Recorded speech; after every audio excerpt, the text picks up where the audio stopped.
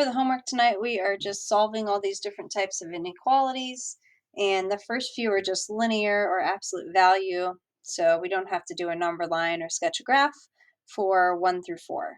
So for number 1, I'm just going to combine my x's. So if I subtract 1x from 3/4 x, I get negative 1/4 x. If I add, I subtract it over there, if I add 6 to this side, less than or equal to negative 1. To get rid of this multiplied by negative 1/4, I've got to multiply both sides by negative 4/1. And I multiplied by a negative, so that means that this is now x is greater than or equal to positive 4. Interval notation, 4 to infinity. Okay, for my next one, this is an absolute value inequality, so isolate the absolute value first before you remove from the absolute value. So really, the absolute value of x plus 14 is greater than 14 if I subtract 3. This is where you split off. First of all, do a quick check. Can a positive number be bigger than 14? Yes. So this is not one of those no solution or all solutions. We need to solve when is x plus 14 greater than 14?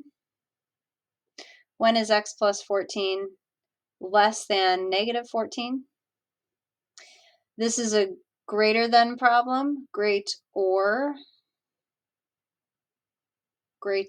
So that means that we're looking for total shading here. So x can be greater than 0 if I subtract 14. X can be less than negative 28. Those are going in opposite directions. I know in our notes that we kept sketching on the number line. That's not like something that I'm requiring. I'm just saying I would like you to think about this. The number line is a good visual, so that if you've got the greater or the less than memorized, and again, that only applies to absolute value. If you've got that memorized, then you know you're looking for total shading. X can either be this or this. If you're unsure, test a number in each section and see if you're getting a true or a false statement when you calculate it out. Is the number you get bigger than 17 or not bigger than 17? Okay, so negative infinity to negative 28, 0 to infinity. I have a double inequality for number 3, so I can multiply the 3 to both ends. That makes it negative 12 is less than 2x minus 3, which is less than or equal to positive 12. I can add 3 to both sides. So if you add 3, you get negative 9 is less than 2x, which is less than or equal to 15. Divide by 2. Negative 9 over 2 is less than x, which is less than or equal to 15 over 2. And in interval notation, that's parentheses, negative 9 over 2, 15 over 2, square bracket. And number 4 is our final, well, for a while, final absolute value inequality. So first, get rid of the 10. So the absolute value symbol is still there. You're not dropping it and getting rid of the 10. And remember, you can't distribute it. Once you isolate the absolute value, you can split into your two inequalities. Before I do that, I'm going to point this out. Again, only for absolute value inequalities do we consider less than or greater. And means we're looking for the overlap. So when I split this up and I say 1 minus 2x needs to be less than 1/2, and 1 minus 2x could be greater than negative 1/2, negative 2x could be less than, subtract 1, negative 1/2, divide by negative 2. Remember, when you do that, you've got to flip your symbol. X is greater than negative 1/2 divided by negative 2, or negative 1/2 times negative 1/2. It's 1/4. So x could be greater than 1/4. Or over here, negative 2x could be greater than, subtract 1, you get negative 3/2. Divide by negative 2, switch this to x is less than positive 3/4. So we've got to be bigger than 1/4 less than 3/4, and the overlapping is in the middle there. Okay, so 1/4 to 3/4, not including the endpoints because this is a plain less than problem. Okay, now take a look at the next few problems. These are all more than degree 1. So we've got cubic, quadratic, etc. So these are the in our notes where we were following the, I'm going to be following the polynomial inequality instructions. So if you need your notes out, you can use that. First thing is to get this thing equal to 0, or compared to 0, I should say. So x cubed plus 3x squared, let's add 2x. It's now greater than 0. We need to find the x-intercepts of this polynomial, so I can factor an x out.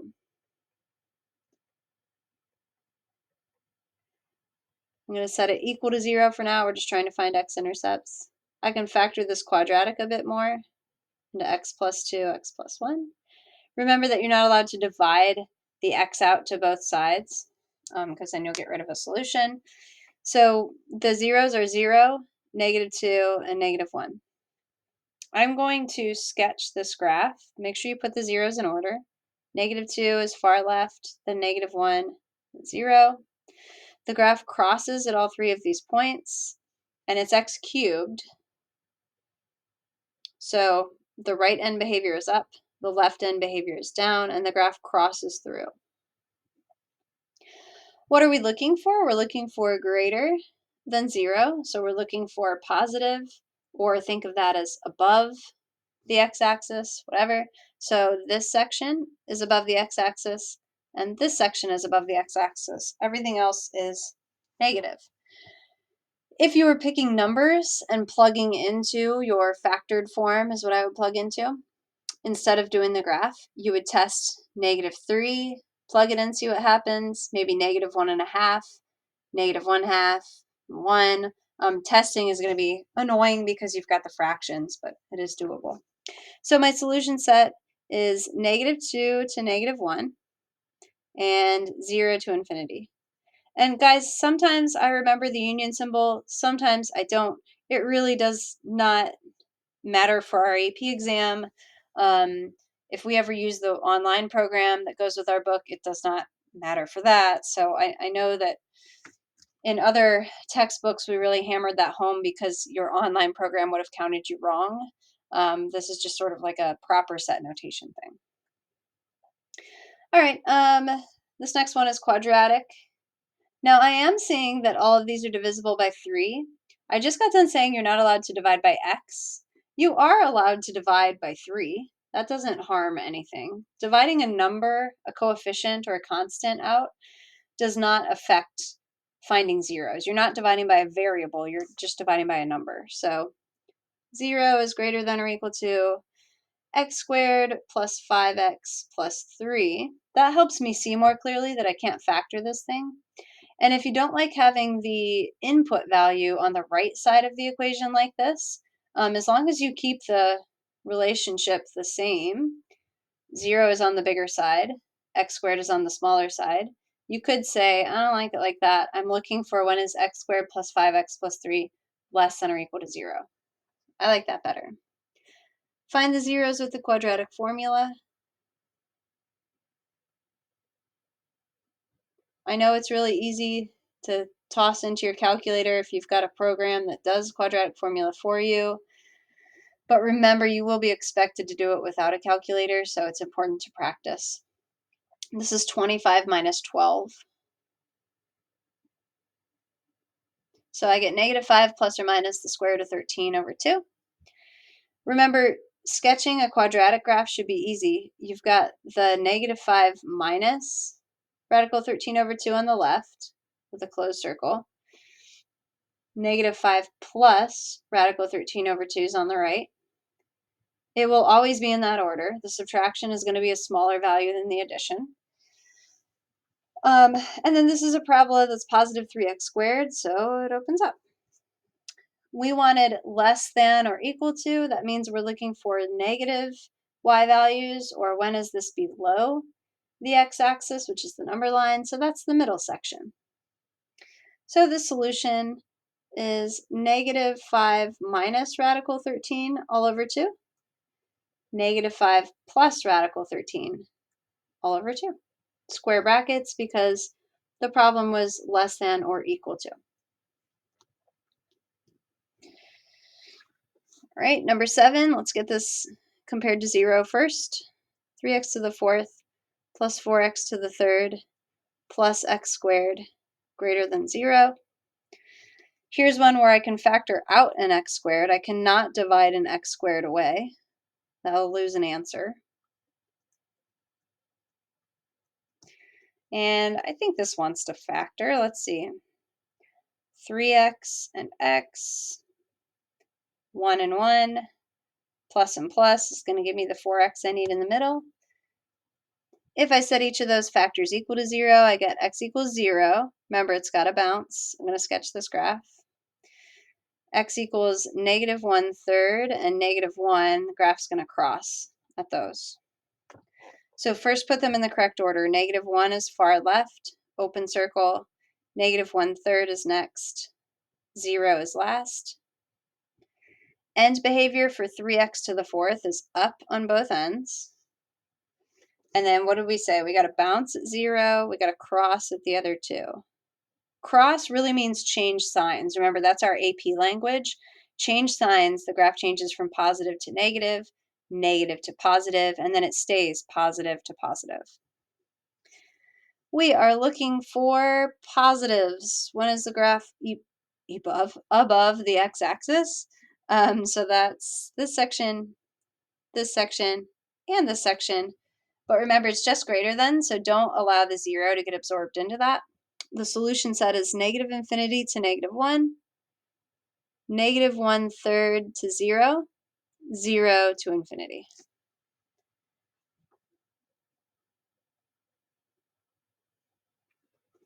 All right.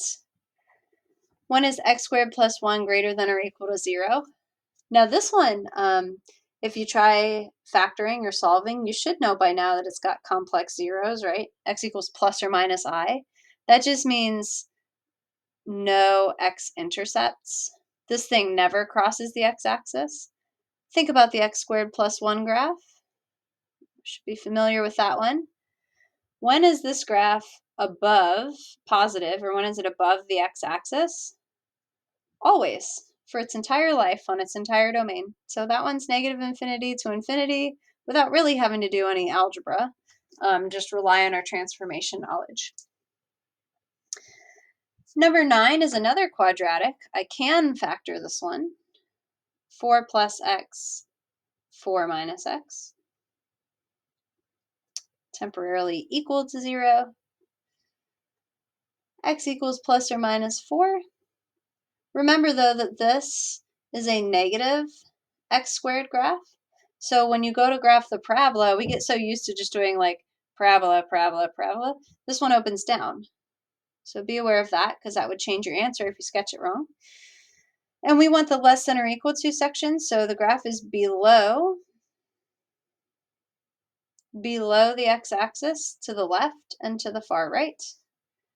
Negative infinity to negative 4, 4 to infinity.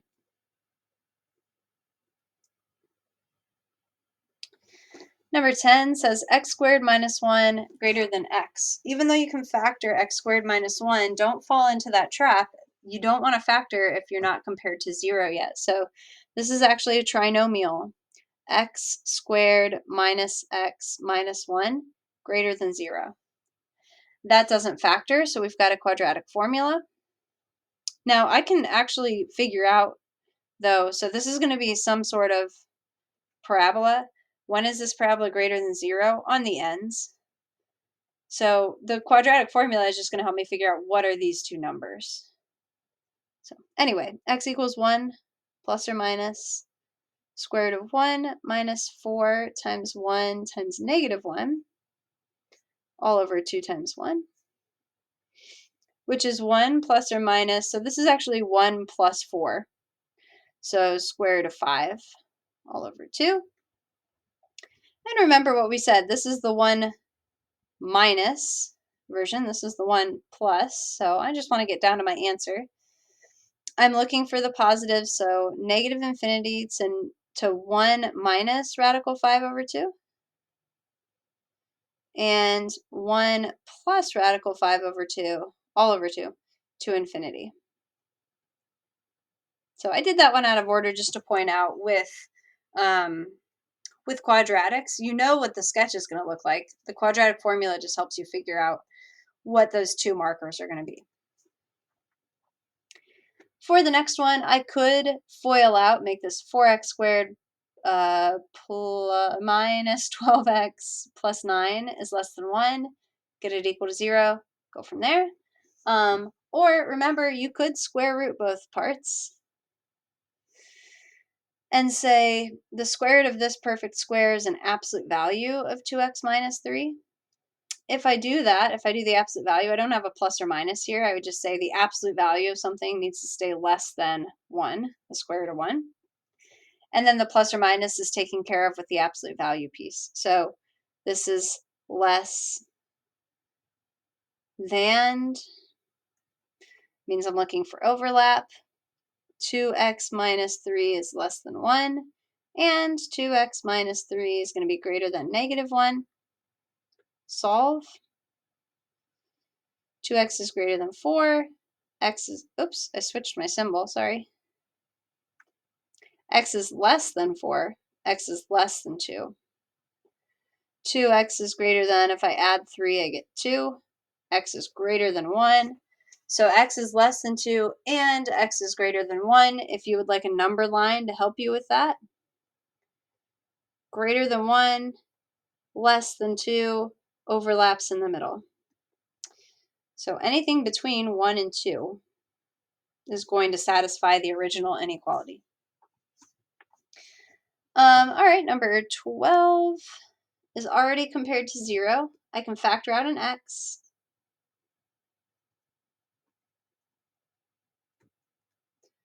I feel like 20 wants to factor. Normally we do 5 and 4, but we're looking for 8. So don't forget about 10 and 2.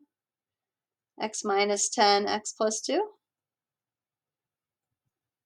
So our zeros are 0, 10, negative 2. Toss these on a number line in the correct order. They all get closed circles because this is a less than or equal to problem. And because it's less than or equal to, we are looking for negative values, or when is this below the x-axis. And it's an x cubed graph, so it's up on the right, down on the left, crossing through, nothing exciting about multiplicity for these zeros, so crossing through and changing signs at each one. Less than or equal to, so we want the negative sections there, in between there. Negative infinity to negative 2, 0 to 10. These last two on this side look a little bit tricky, so let's think about this. I didn't give you any absolute value quadratics in our notes, but the setup is still the same. So remember, this is an absolute value problem. This is great, or, which means when all is said and done, we're looking for total shading, not overlapping, just total. Give me the whole part of the number line that's shaded. The absolute value is already isolated, so let's split it up. X squared minus 2x minus 12 greater than or equal to 12. So leave the inequality, leave this 12. And then we will also be doing x squared minus 2x minus 12 less than or equal to negative 12. Reverse symbol, change the sign. These are both quadratic, so we need to get them equal to 0. If I subtract 12, I get minus 24. This factors x minus 6, x plus 4 equals 0. And then I get zeros of 6 and negative 4. Close circles. This parabola opens up. This one was the greater than, so we want the positives. Here's what I have so far. I'm not going to write down any answers yet. From the other side, I do the same thing. If I add 12, I get 0 right here. So I can factor an x out. X equals 0 and 2. Close circles again. This is another positive x squared, so its graph also looks like this. But on this one, we want the negatives. So we want this middle section. Okay, now you can either imagine these are on the same number line, or you can kind of merge them together. So here's what we have. -4, then what will we hit next? 0, 2, and 6. All have closed circles. You had shading between 0 and 2. You had shading far left of 6, or far left of -4, far right of 6. The original problem was an absolute value greater than, so we want the total shading. So this is it, this one merged number line here. So -infinity to -4, 0 to 2, 6 to infinity. All right, throw back to domain. Remember, we did this earlier in chapter 1, but domain is going to keep popping up over and over. So I want the domain of f of x. F of x is a square root function. So for square root functions, remember we said that the expression underneath the square root needs to remain greater than or equal to 0 so that you can take the square root of it and get a real number. Okay, so this can factor. Now that we've learned about this one's really not so bad. X equals 5 or -3. -3 would show up first, and then 5. Close circles. Parabola opens up. I want the greater than.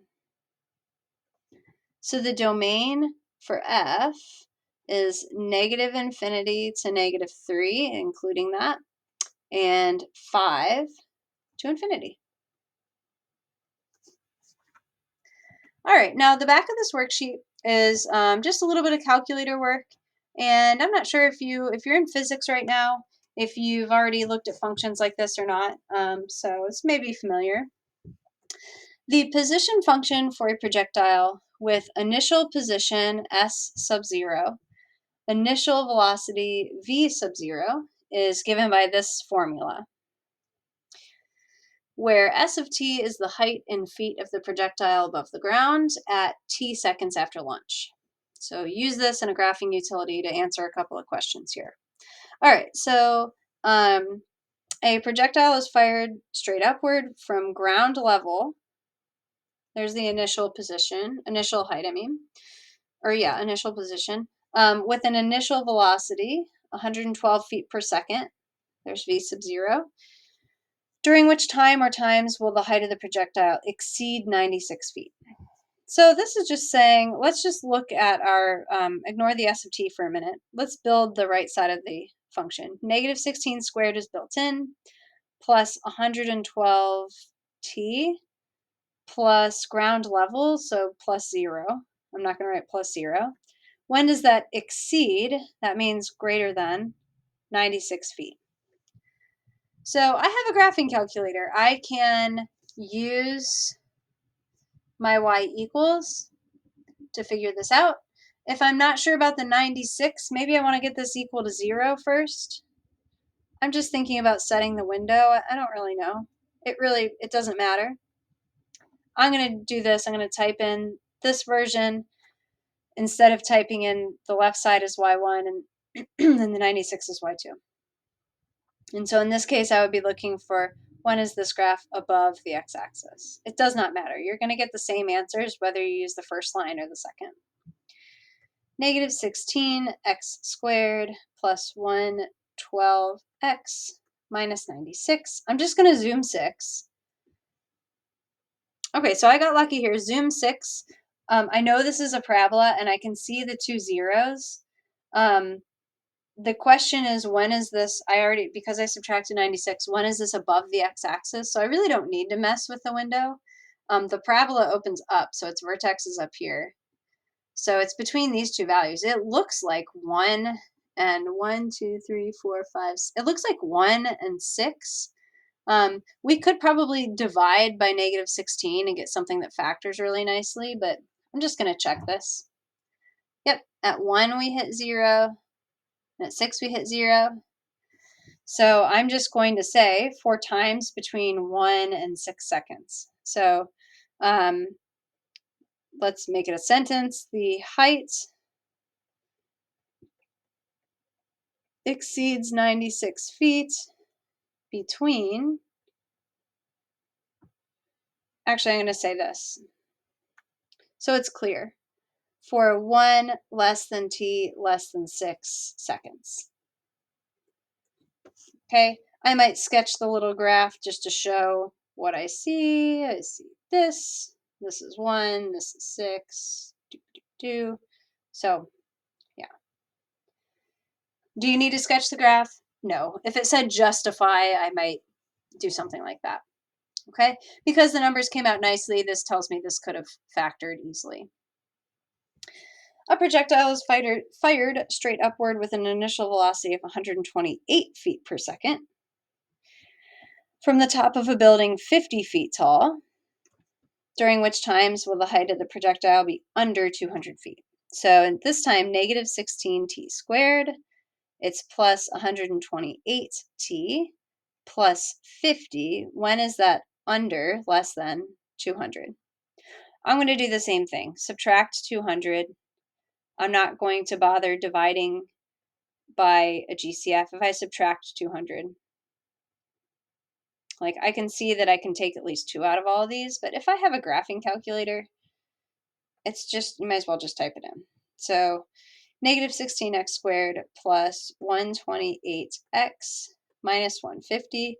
I'm just going to try my luck with Zoom 6 again, see what happens.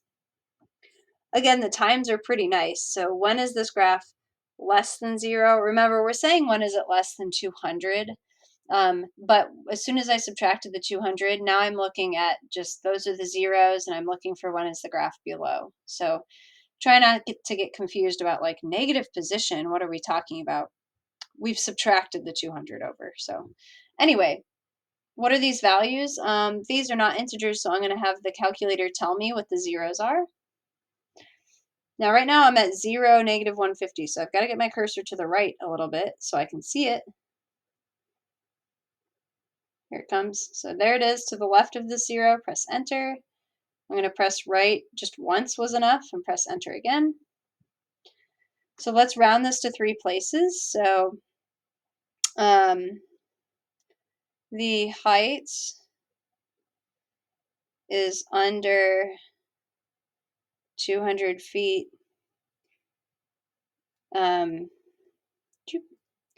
4. Now we're not going to say negative infinity. This thing launched, so it starts at 0 seconds. So anytime between 0 and 1.426. Now at 0 seconds, we're only at 50 feet. So before launch, this at time equals 0, we're including that because the graph is under 50 or 200 feet. And then we're not including the other endpoint because that's where here where the graph hits 0, or originally where the graph would have hit 200 if I compared the original graph to 200. And then find the other 0. So you've got to scoot your cursor to the right. Mine's jumping a lot, so just do it slowly. You don't want to go wild here. You can kind of see on the x values, it's at 4. It's coming back down. There it is. So here I'm to the left of the 0. I press enter. I'm going to press right once, and it hops down. Enter again. 6.574. So I'm going to say and t greater than, well, actually, let's see.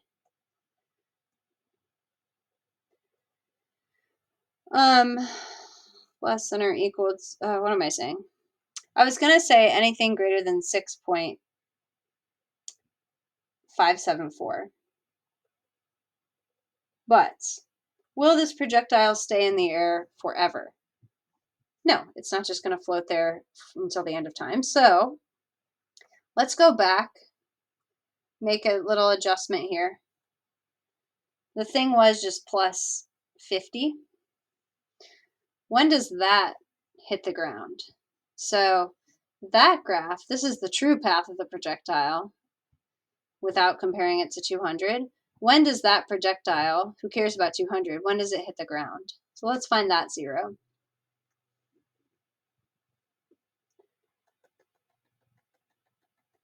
You know what, to make this faster, I'm going to have it find the value at like 8. And then, oh, what?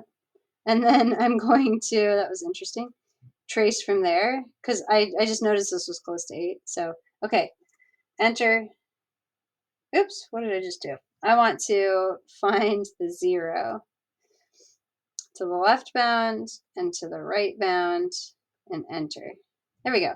It hits the ground at 8.373.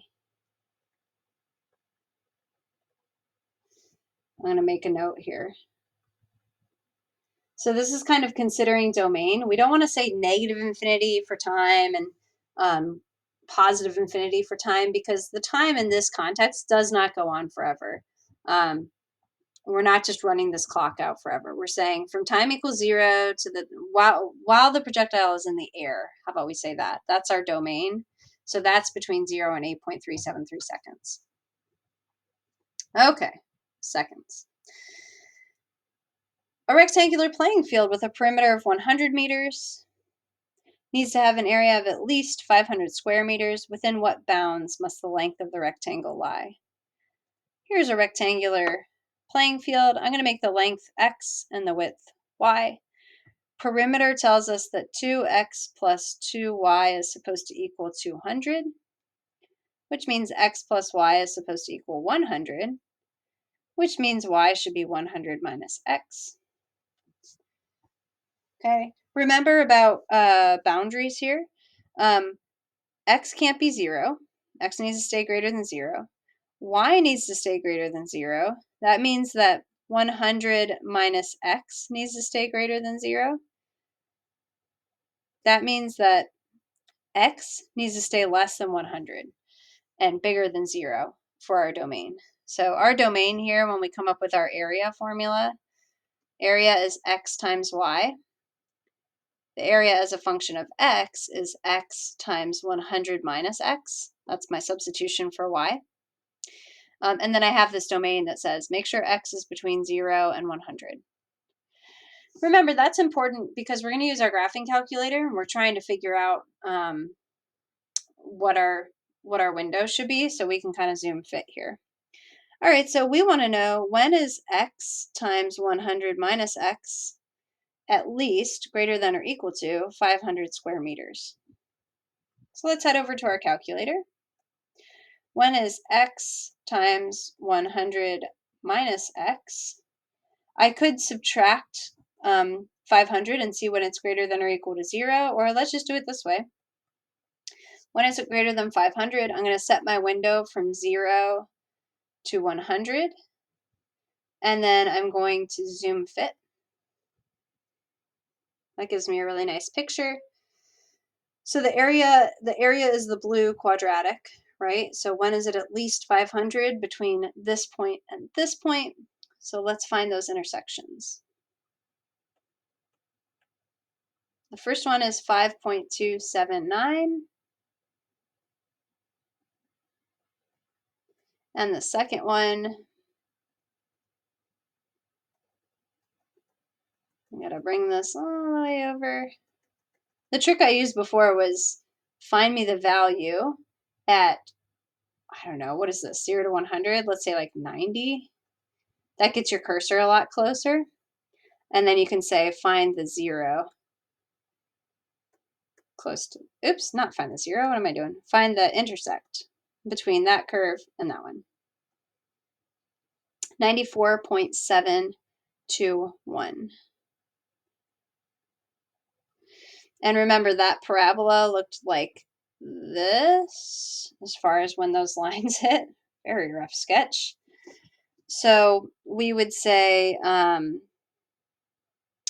area at least 500 square meters for 5.279 less than or equal to, because we're allowed to include that value, x less than or equal to 94.721 meters. X is measured in meters. All right, the revenue and cost equations for a product are given. Revenue, cost. Revenue and cost are measured in dollars. X is number of units sold. How many units must be sold to obtain a profit of at least 1.65 million? Remember that profit is revenue, the amount of money the company makes, minus the cost of producing the thing they're selling. We want to know when is X times 50 minus 1, 2, 3. There's 3 zeros after the decimal point. 0.0002x. When is that? Minus cost. Put parentheses or distribute a negative around your cost. When is that at least greater than or equal to 1,650? 1,650,000. I'm popping this into my calculator as is, and I'm going to see what happens. So x times 50 minus 0.1232x. I was counting my zeros there, sorry. Minus parentheses 12x plus 150, 0, 0, 0. When is that at least? 1,650, 0, 0, 0. What do we think about domain? Definitely x can't be negative. So x can start at 0. I have no idea if 0 to 100 is feasible or not. So let's just zoom fit to that and see what happens. No.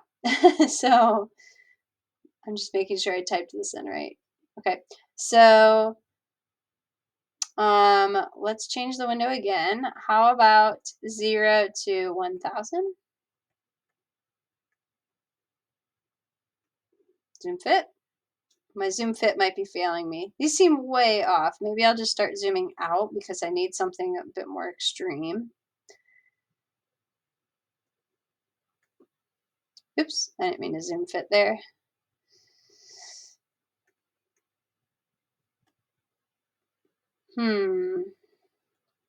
What are we at? Oh my goodness. X-Men.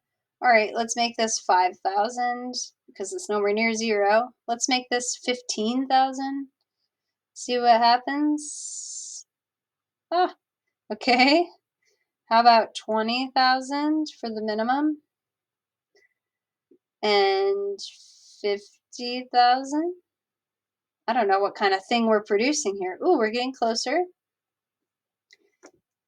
How about 75,000 and 100,000? Oh, okay. And then how about I zoom fit? Make things a lot nicer. Hey, there we go. Okay, you can see that I had a bit of guess and check and playing around to do. You know, I don't know. That's just how it is sometimes. It's okay. I could also distribute, get this all together and just do a quadratic formula too. So let's find intersections here and here. 90,000.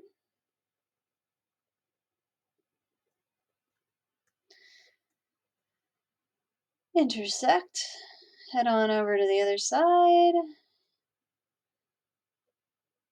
Here, I'm closer to that side. Enter, enter. There. Oh, this must be just off the screen. Let's bump it over. 120,000. There we go.